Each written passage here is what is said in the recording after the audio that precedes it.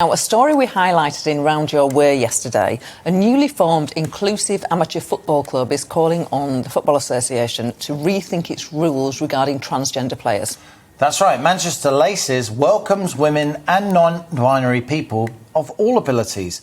But under FA rules, trans players must submit hormone readings before playing in affiliated matches to prove testosterone levels are within range to minimise any advantage. The Manchester club, who are now calling for change, have been supported by another 10 grassroots teams. Helen Hardy's the founder of Manchester Laces, and we're delighted that Helen has joined us today. Helen, thank you so much for coming on GB News. Just give us your arguments about why you think these hormone tests, which the FA insists on, are invasive and wrong.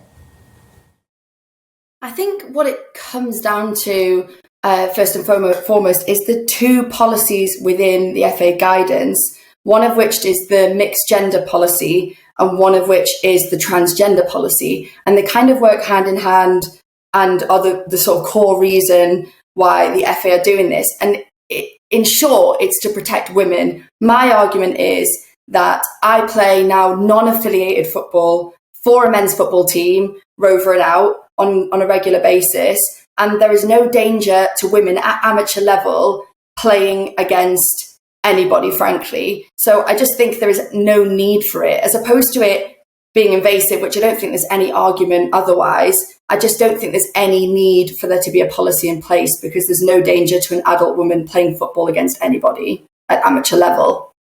So your point is, so you get the protecting women policy that the FA have, but your point is, well, we're sort of having fun, socialising, getting fit. We don't really need to work out who has got a competitive advantage to take part in Manchester Laces. I'm paraphrasing, but have I got that right? No, the way that I see it is that we are consenting adults who are choosing to play football, and that a man at amateur level is not massively different in ability to a woman at amateur level. And I think what often happens is people take it to Olympics or pro football, or the direction they go in is they start talking about Caster Semenya and situations like that. I'm talking about amateur football. And from my experience, which is quite vast in amateur football, I ran a league, a mixed gender football league, where there were about 1,000 people playing mixed gender football, i.e. men and women playing together on a regular basis and absolutely loving it.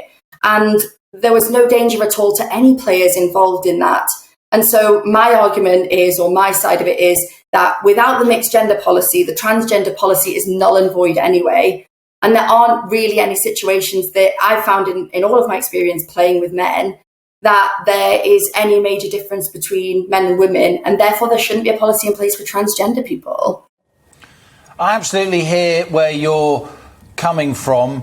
What would you say to, say, the Rugby Football Union, which does insist on these hormone tests because women playing against other women who have transitioned, that's dangerous because rugby is such a physical contact sport.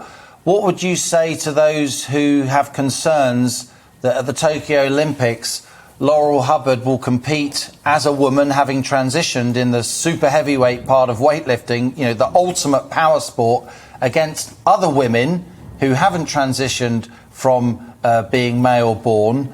Do you think that rugby union is right, given the dangers of rugby in relative terms? Do you think it's right that Laurel Hubbard, on the other hand, should compete as a woman against other women?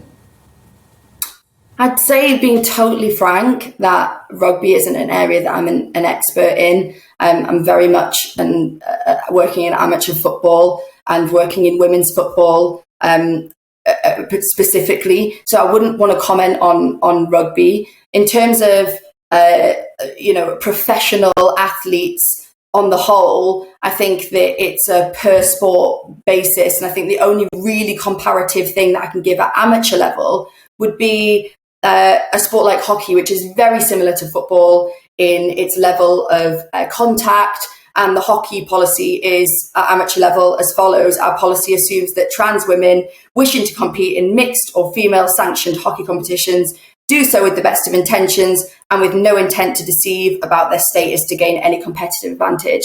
And that, in short, in one short paragraph, sums up why the FA policy on transgender athletes playing amateur football just needs to be scrapped completely. It's just silly. OK.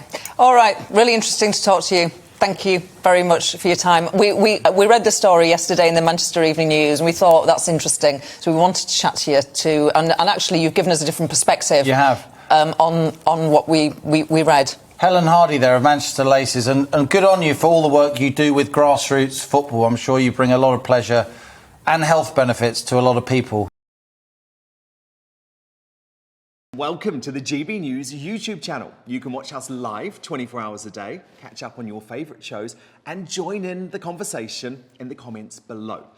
Don't forget to subscribe and you'll never miss any of our exclusive content.